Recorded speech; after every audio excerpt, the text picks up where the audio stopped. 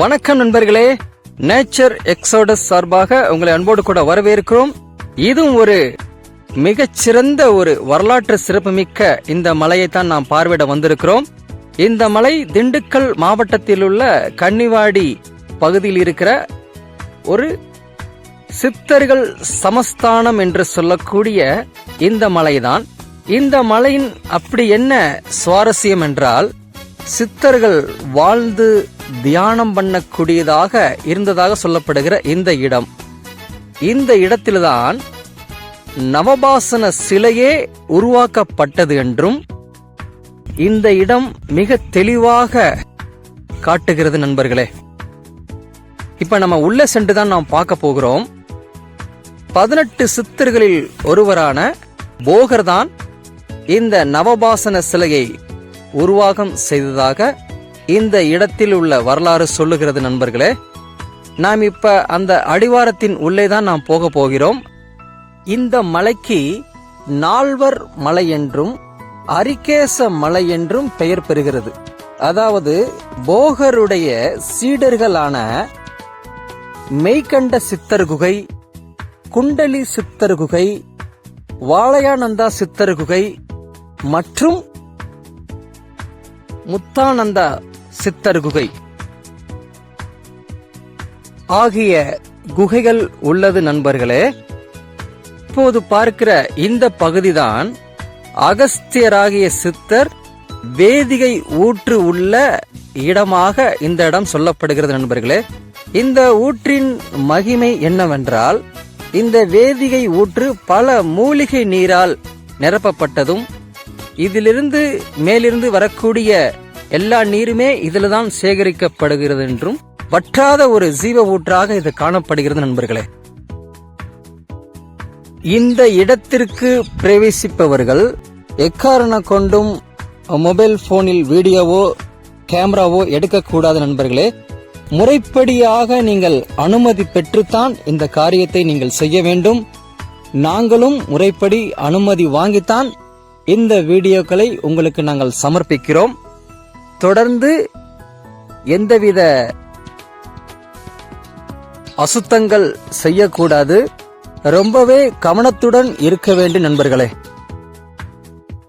இப்போ பார்த்துக்கிட்டு இருக்கிற இந்த குகை தான் மெய்கண்ட சித்தர் குகை. அதாவது போகருடைய 64 சீடர்களில் ஒருவரான மெய்கண்ட சித்தர். நான் ஏற்கனவே சொல்லியிருக்கிறேன், இங்க 4 சித்தர்கள் வாழ்ந்ததாகவும் அவருடைய சமஸ்தானம் என்றும்.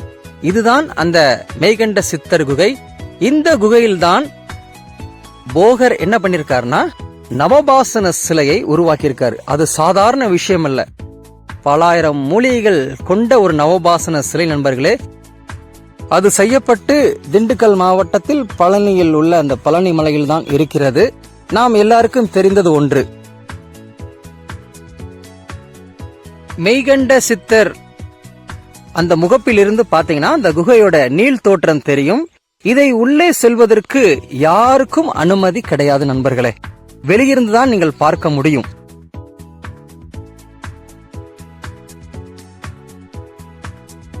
இப்போ பார்த்துக்கிட்டு இருக்கிற இந்த உரல் தான் போகர் நவபாசன சிலையை உருவாக்கிய இந்த உரல். இதுதான் அதற்கான அடையாளம்.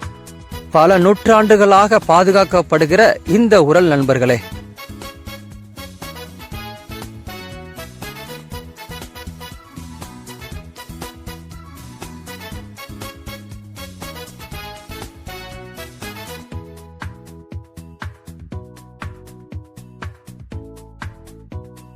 இந்த பகுதிதான் மற்ற 3 சித்தர்கள் செல்லக்கூடிய அந்த மலையின் மேல் உள்ள குகை. ஆனால் இப்போது அனுமதிகள் கிடையாது நண்பர்களே. மிகவும் பூட்டிய நிலையில் தான் காணப்படுகிறது. வன விலங்குகளுடைய நடமாட்டம் அதிகமாக இருப்பதால் பொதுமக்களுக்கு இது அனுமதி மறுக்கப்பட்டுள்ளது.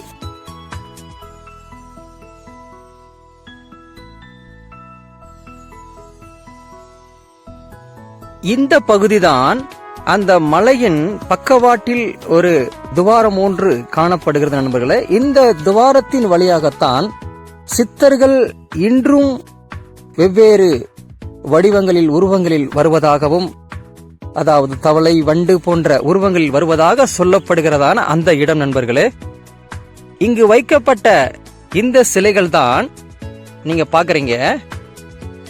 மெய்கண்ட சித்தர், குண்டலி சித்தர் மற்றும் வாழையானந்த சித்தர், முத்தானந்தா சித்தர் போன்ற சிலைகள் வைக்கப்பட்டுள்ளது. அதன் நடுவில் நீங்க பாத்தீங்கன்னா போகருடைய சிலையும் நீங்க இந்த இடத்துல நீங்க பார்க்கலாம்.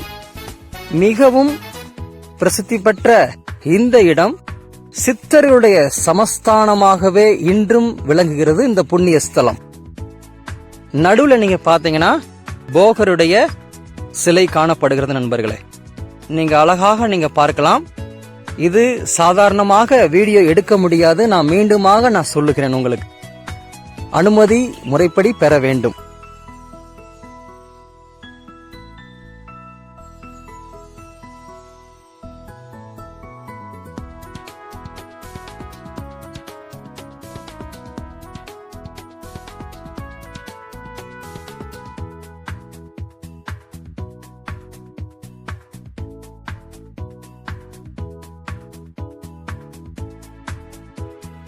இப்போது பார்க்கிற இந்த மரம்தான் வில்வ மரம். இந்த இடத்தின் தலை விருட்சமாக 200 ஆண்டுகளாக செயல்படுகிறது. நண்பர்களே, ஒரு பழுதடைந்ததாக காணப்படுகிறது. இருந்தாலும் இது பட்டு போகவில்லை. இதற்கு நேரே எதிரே பாத்தீங்கன்னா இன்னொரு தலை விருட்சத்தை நீங்க பார்க்கலாம். வேம்பும் வில்வமும் பின்னி பிணைந்து ஒரு ஆச்சரியம் ஊட்டும் வகையில் இந்த இடத்தில் 2 தலை விருட்சங்கள் இருக்கிறது. நண்பர்களே, இதுவும் 200-300 ஆண்டுகள் கடந்து விட்டதாக இந்த பகுதியில் உள்ள மக்கள் சொல்றாங்க.